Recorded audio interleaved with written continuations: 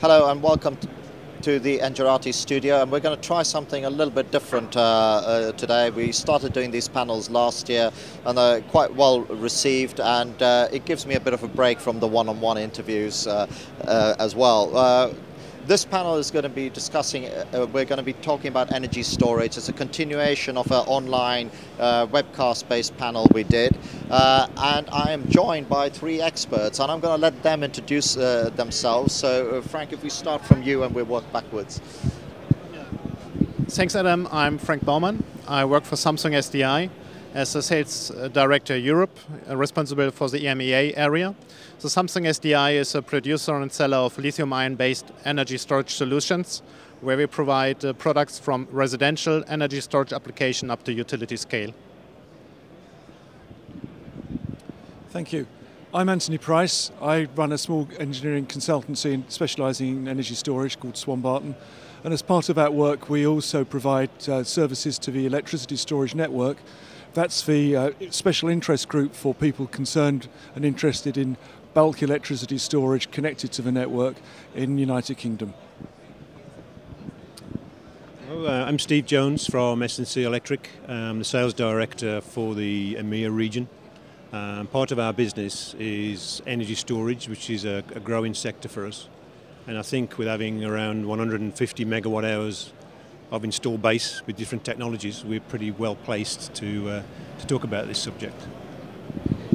And I'm going to ask you to move the mic all the way back, and let's start. So, Frank, can I get you just to talk a little bit about where the technology is going and where it's heading, and then we'll get the other panelists to jump in on the, that side of things as well. Yeah, of course.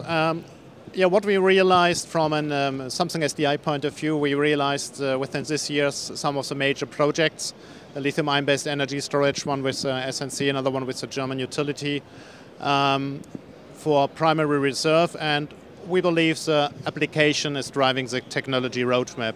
So Samsung SDI, for example, is working on new designs, new cells which also have been used, and this is for the majority of the lithium-ion battery producer coming from the automotive business. So we are using same cell technology for the energy storage application, and now we are looking also more where is the future of this application. Is it primary reserve? What kind of ancillary services we are talking about? And what we realized also that from the industrial and commercial area, more and more requirements are coming into lithium-ion based energy storage. So we are looking for movements into the energy density. So of course this is also driven from the automotive division, but will give clear advantages for energy storage. So one topic is to increase the energy density by using the same volume. Another aspect is the C rate, so the time which you can use for charge and discharge a battery, which is going into shorter periods, so from 1 hour up to 10 minutes. So also we are investing quite a lot of resources into development into this one. And then if we are moving back from the cell modules into the total system, we are concerning also container-sized solutions and building integration, which bring us to additional systems besides the energy storage, like air conditioning, fire extinguishing, and stuff like that. So all these things need to be concerned to cover the requirement of the markets. And one big aspect, of course, is the price. Everybody knows that the price is quite high compared to realize positive business cases. So one issue, of course, is to bring prices down. So here the battery producer has to make their homework. And Anthony, can you come in on that as well? I mean that's batteries. I mean, there are other solutions out there. Well, yes, Adam. There are a number of solutions and a number of different technologies, and I think there are several things that we want to explore. When we say energy storage, do we mean electricity storage, or do we mean more generally energy storage such as thermal? Just even within the context of electricity, there are batteries, there are flywheels, there are different types of batteries, there's activities involving compressed air, liquid air, there are just so many different types. And yet that doesn't necessarily mean that they're all competing against each other, because they're all part of a big spectrum of opportunity. So I guess the interest that we have as a interest group, special interest group for storage, is to look at how storage can make a contribution to society in general, or specifically to the electricity network. And we can see that batteries have got certain things to do.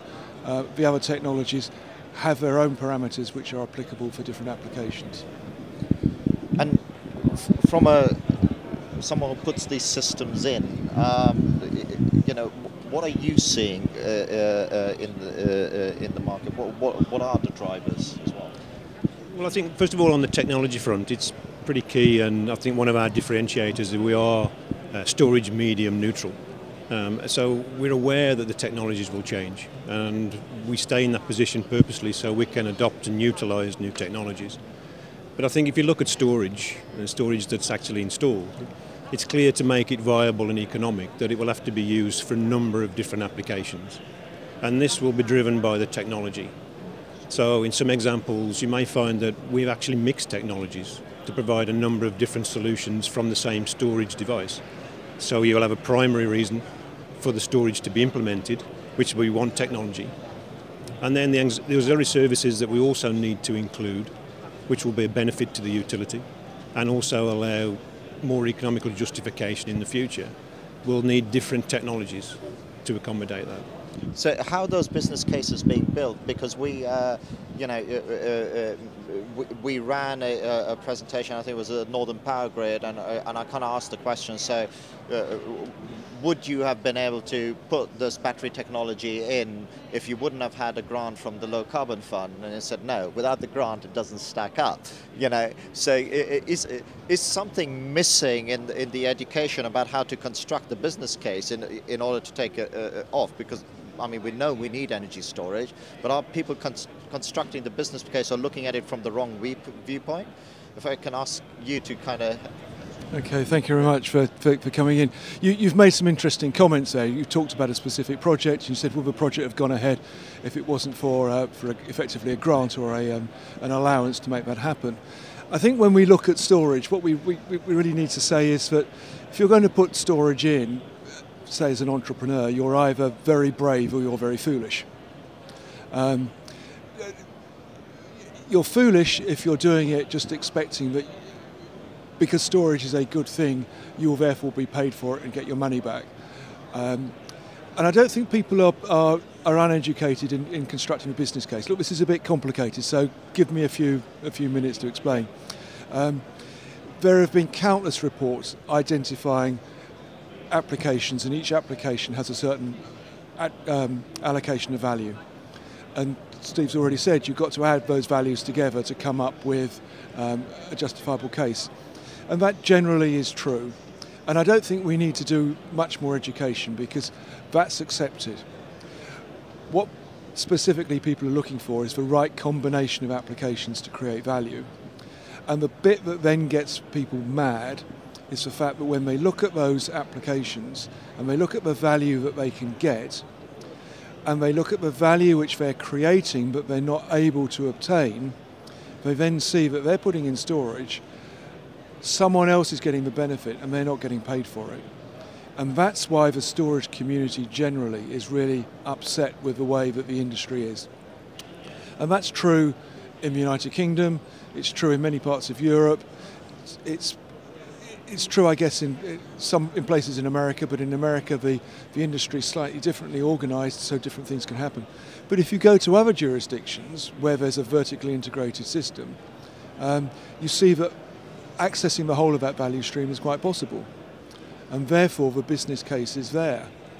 So it's a question of how do we actually do it. So the people that have got to be educated are not the business developers, they're actually the regulators, the market makers, the people that have got the authority to change the market system. So they're the guys we want to get to.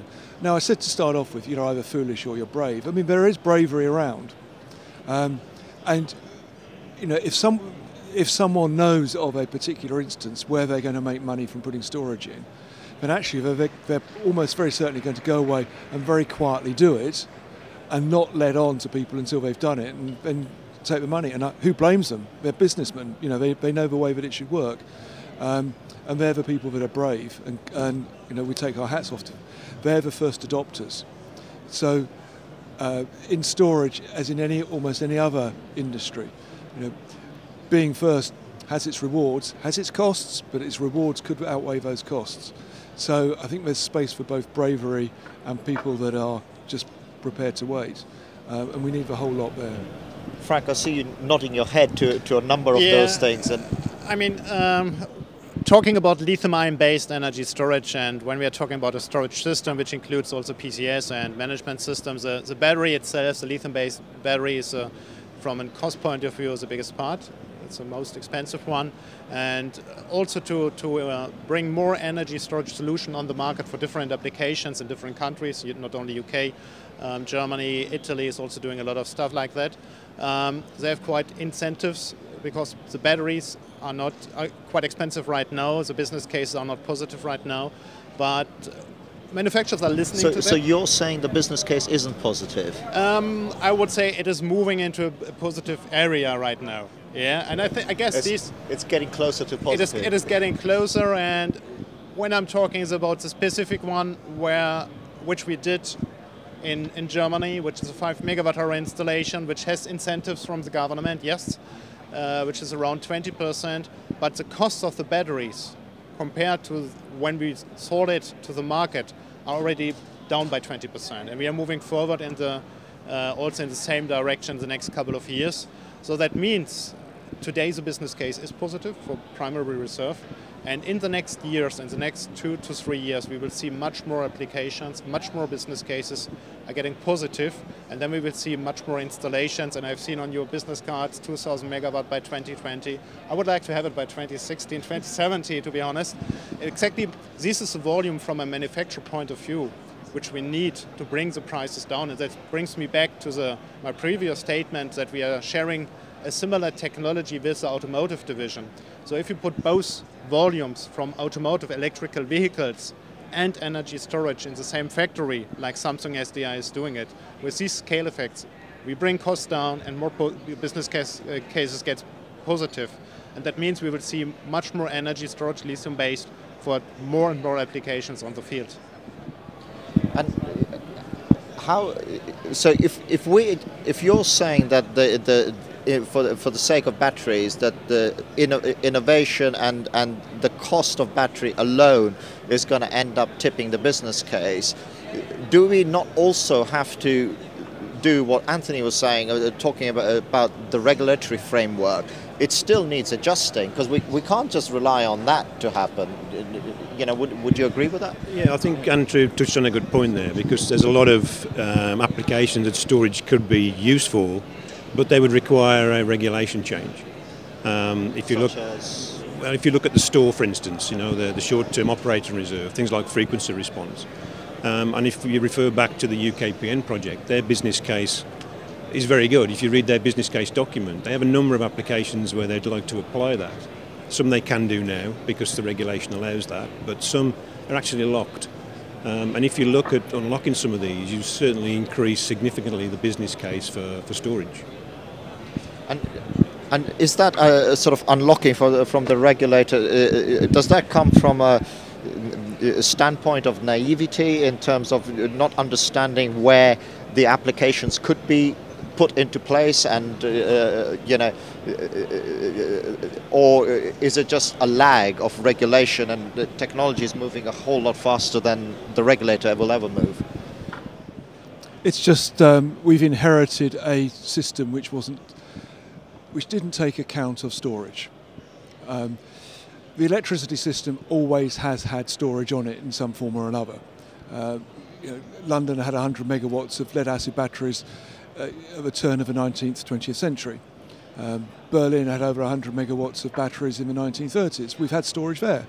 We've seen a huge rise in pumped hydro during the times of the nuclear build. But for purposes of expediency, when the industries were deregulated and split, someone arbitrarily said, well, we will have generation, we'll have transmission, possibly distribution, and we'll have supply companies. And those were the divisions. Storage is neither generation nor is it demand. It's a bit of both. It's a transmission type asset. but it's a transmission type asset which has value to a supplier and value to a generation company. So if you come up with a regulatory framework, and the regulatory framework sets for market design, but starts off from the wrong starting point, you can't blame yourself for being in the wrong place. We are in the wrong place. Now, are the regulators to blame? Well, yes, because they've just let the situation carry on. But a regulator usually says, well, their job is to enforce the rules. Who makes the rules? Well, it's the governments. And who's behind it? The European Commission in Europe. Now, the European Commission is actually coming out with some very sensible comments. They've put in their directives that storage should be recognised as a separate activity, and they've given instructions in the directives that transmission and distribution companies should look at storage as being an acceptable part of assets. So the intention is there, but the implementation is a long way behind. And the implementation isn't helped when, at the moment, the business case that's presented seems to indicate that the cost of storage is a higher cost solution to alternatives. That's partially because we're not doing proper whole life costing. But it's also because people forget that virtually every other thing in the electricity industry is now subsidised. So we've got subsidies in the United Kingdom for nuclear power, for offshore wind, for marine, for tidal, for electric vehicles, for smart metering, for interconnectors can be covered under European legislation and given grants. Hydrogen gets huge, great subsidies for putting in hydrogen refuelling points. Everything's there, but there's not a single reward for storage. And that's just absolutely crackers. Because without that subsidy, you've got so many distortions, it's almost going to be impossible for a developer to come up with a fair like-for-like comparison. And we've got to recognise the benefits of storage as a demand and a generator at the same time to see its value.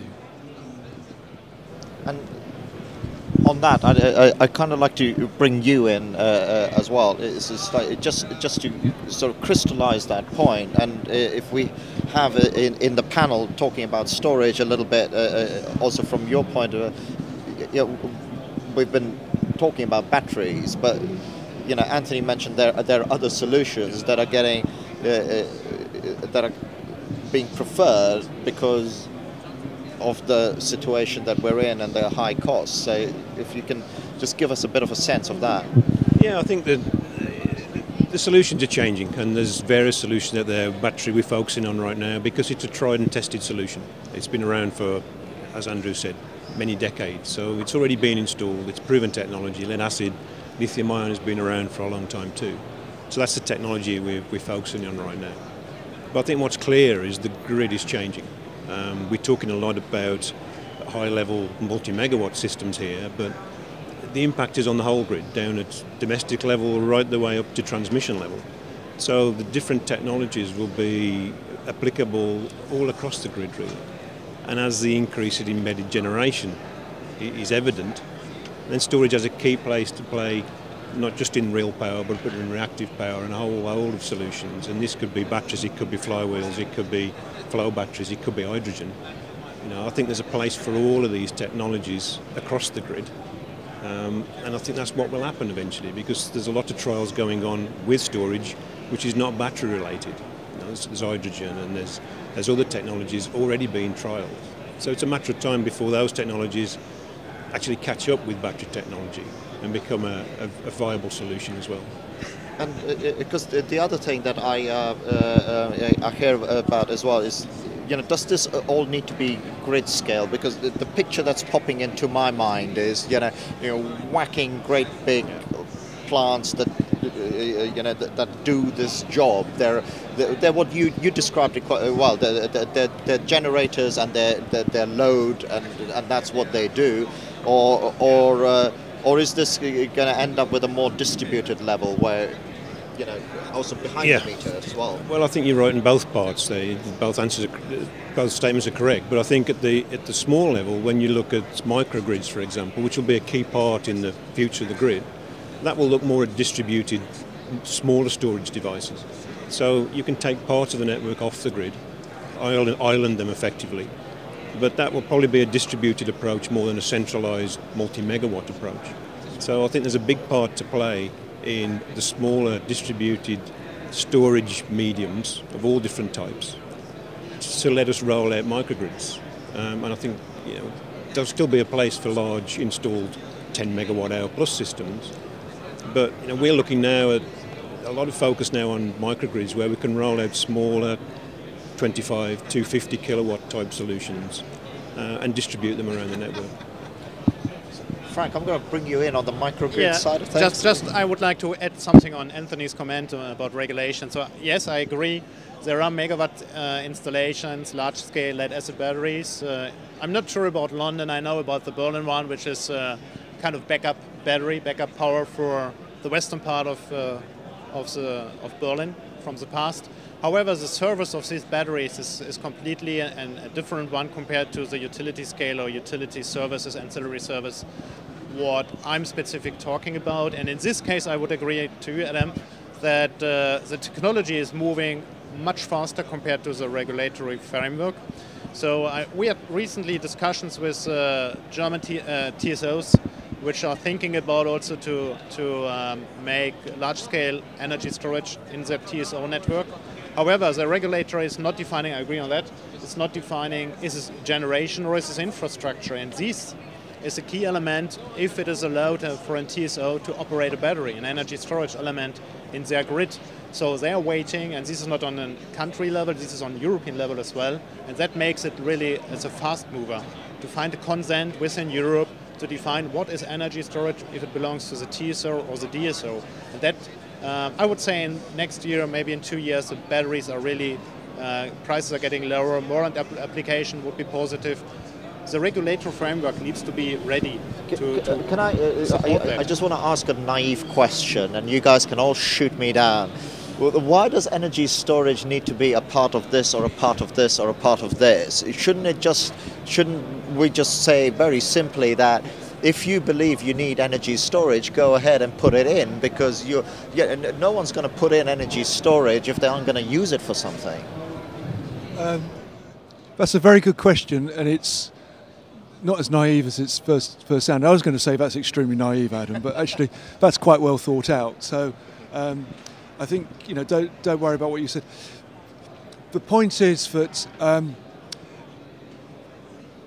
the electricity system is pretty unique in that the ability for politicians to meddle with it is unrivaled. So they've not been able to meddle completely with, for example, the supply of petrol and heating oil.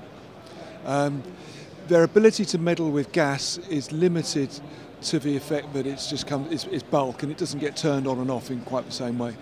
But electricity somehow is something, because it's metered and they've got information on it, the more information they have, the more that their politicians can meddle. And it's a result of that meddling. And what that means is that in deregulating, they have come up with a complicated system of, in the United Kingdom, of licenses. In other places it's just rules and regulations which inhibit or restrict your ability to do what you want. And we know this to be a case. I mean, you shouldn't go home and connect a generator up to your home supply and try backfeeding into the grid. There are two reasons you shouldn't do it. One is that it's against the law, and the second thing is if you get it wrong, which you're very likely to do, you will probably blow up the system at least, or kill someone at worst. So there are some very fundamental reasons why you shouldn't do things in an unregulated fashion. But, give you an example about storage. I have a computer at home, computers at work. We have lots of UPSs, which we just set under the desk. I buy them from a well-known mail order company. They turn up, I plug them in. It doesn't cost me anything to plug them in. They run for 3 or 4 years without any problems at all. And that's it. I've got storage. And it's not actually doing a huge amount, but it's saving me the embarrassment of having my computers falling over. Right? I can do it. So there is stuff that you can do and you can just get on with minimum interference. The point where the regulation comes in is when you're actually trying to do stuff on a big enough scale to get value from it. Now, at the domestic level, or at my office level, putting in a UPS on a computer is a pretty minimum activity. I'm paying £200 for a UPS, £400 for a computer. I'm not worried. if I'm trying to do something at the scale that Steve's doing it, or the scale that Frank's doing it, where we're talking about, say, wanting to put in 10 megawatts to provide a reserve service, well, at best, that's going to be 10 million euros, probably closer to 20 million euros. You don't make a 20 million euro investment without being pretty certain that you're going to get at least 20 million and one back again over a reasonable lifetime, and that you're not going to get fined by a particular regulator. So you've got to get all of those ducks in a row. So if we go back yet another question, you're saying, well, is it going to be distributed, is it going to be centralised? Think of storage in the electricity system as storage in anything else. In our water supply, we have big reservoirs, we have water towers, and then most people in their houses have got a small water tank upstairs. There's no reason why in the electricity system we should have big electricity stores, community energy storage at the end of our streets, energy storage at individual, industrial, commercial or household level. The only difference is for us that we can see those stores pushing electricity back into the system, and that doesn't happen very often in the water supply. And so, because we want to take 10 minutes to wrap up and try and develop this a little bit further. So, you know, again, from your point of view, say it seems to me with all the main logjam is in this regulatory piece. You know, the technologists are driving the technology like they do, and you know, and Frank, you made a very great point. I mean, for Samsung having the automotive side of things, and you know, again, another automotive company, Tesla, building a big gigafactory, you're getting all those scales. So you know, for you, the battery isn't just a grid play. It's across the piece. So the technology is going to keep driving down, and that's going to come up. How important is it that this regulatory framework, however it's shaped, gets solved? Well, I think it's quite important, really. When you, as Anthony said, when you're looking at bulk storage, then it's pretty key that the regulation needs to address the issues that starts to unlock some of the revenue streams and some of the functionality that storage can provide. And that's probably the key way that you will start to see the return on investment, because there's been lots of projects that have been implemented, but in reality, a lot of them are funded. They're funded by regulators from all around the world. And as a vendor, we have to find a balance. So you know, we're very keen to learn from pilot projects and funded projects, but at the same time, we need to create a business as usual. And the only way that will happen is by some kind of regulatory change that looks at these systems. And in future, when they're funded from the regulator, which I think they still will be for the time being, there's a much firmer business case to move them into the business as usual area. And I think that's what's been lacking so far. Is there's been a number of projects isolated, completed and functioning and proving their worth, but it's still difficult from a vendor's perspective to see how we can move that technology into business as usual. What I struggle with is from a common sense perspective, because I saw a slide recently where, and I don't know what the webinar was about, they all go in a blur. We do so many of these things, but I remember this one. So one slide had and this is from Germany, had a block that said, okay, here's our baseload generation, and here's what renewables are doing to the baseload, and had a little tiny curve, and this is what it was 20 years ago, and here's what it's going to be in 2015, and there are these whacking great big lines going across the graph, but this baseload block has stayed exactly the same. So I kind of asked the question, well, hang on a minute, the baseload block is the same here and the same there. Surely the whole point is that this gets reduced or removed or changes or has some cause and effect. And the person said, yeah, well, it will do. And maybe this is where energy storage can come in, you know. And the word maybe irritated me a little bit, because surely that is where it should be coming in, you know. So that block should then have maybe a little green, blue or yellow, whatever line you want to differentiate with, and say, and this is baseload that's being provided by inherent energy storage. I mean, Frank, do you kind of see that argument, or am I going to be shot down in flames here? Well, I don't know in detail the slide which you are talking about. However, I agree, especially in Germany, we have a quite challenging target when it comes to renewables for the next couple of years, which is much higher compared to the European one. Baseload, yes, don't know, from my point of view, it needs also to be reduced or will reduce. However, yes, to answer your questions, we can see energy storage to provide some of this baseload. Depends on where you will see, and this comes back to the discussion, is this on the TSO level or on the distribution level, or even where also people are talking about on a kind of virtual power plant using energy stored out of the car, which in the near future more and more people will see. So these will define where the energy or what kind of service energy storage can provide in the future, but also back to your previous question, the framework, the regulatory framework will define which role energy storage will play in the near future. And if this will not be defined, we will not move from a trial phase into a commercial phase. And the commercial phase is required to bring more and more storage into the grid to support the high targets of renewable integration. And we're going to walk down the line and then we're going to wrap it. So, your turn to critique my analogy there. Well, I think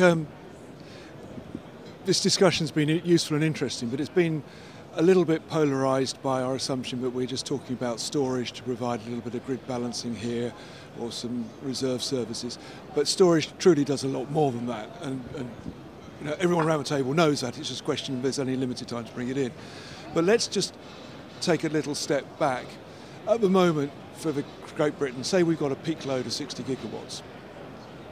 But we look at the aspirations to decarbonise our other sectors, to decarbonise our heating, to decarbonise our transport.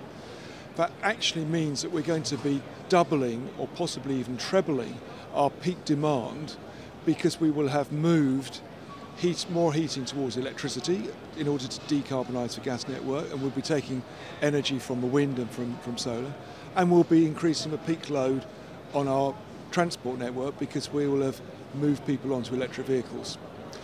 We are looking at substantial investments in infrastructure, and that's not just for the United Kingdom, that's across Europe and across the whole of the world. We have a once-in-a-lifetime opportunity, once-in-half-a-lifetime opportunity. Most electrical infrastructure has a lifetime of about 40 years.